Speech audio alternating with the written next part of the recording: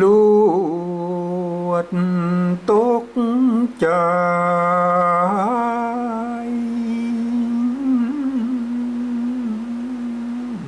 สะดุ้งสะท้อน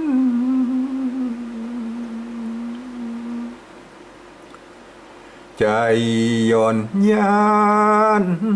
เปิงมีมาจุสุย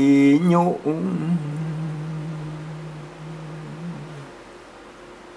หลอกคือนายนี้แต่เมื่อเดิมทีไผ่สั่งบ่ห้าม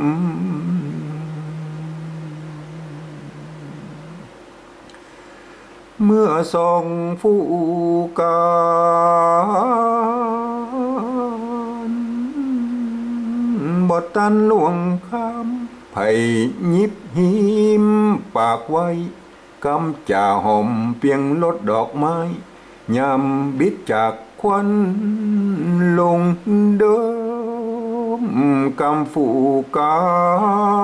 ว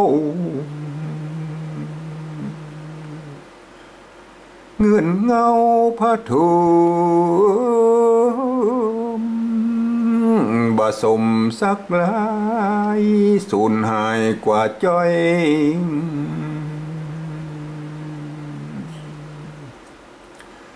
กึดหาไหน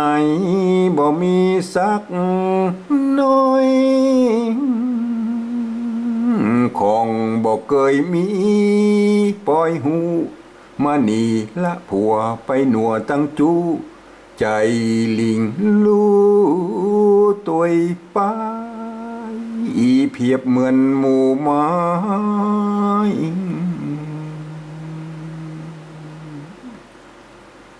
เมื่อลมตีกวายไหวหวันฟื้นสะเตือนจูด้าน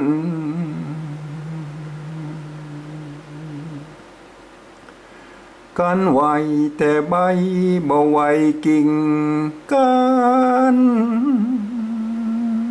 ก็ปอยังแควนบ่หายบ่ปอเสียใจสะดุ้งฟุ้งย้ายนี้ไหวหักขึ้นถึงใบอีหลอนเป็นจู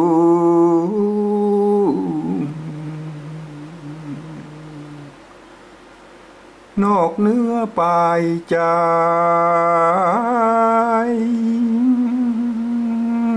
นี่จากไปบ่น้อยบ่ให้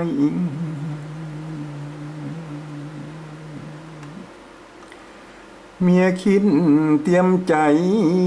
จักหาในได้กับไก่มือปลายขอบฟ้าสั่งบอกกึดเอาแม่เก้าสอนลานอนห่มผ้าพื้นเดียวเหมาะหมอยเนื้อเจยจมกลมเกี่ยวจะหยอกเคี้ยวสาบสุกจูบแก้ม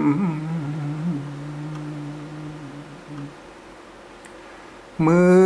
เบื้องขวาหนาวคอมาแอมถ้าหน้าโน้มหนวดนิ้ว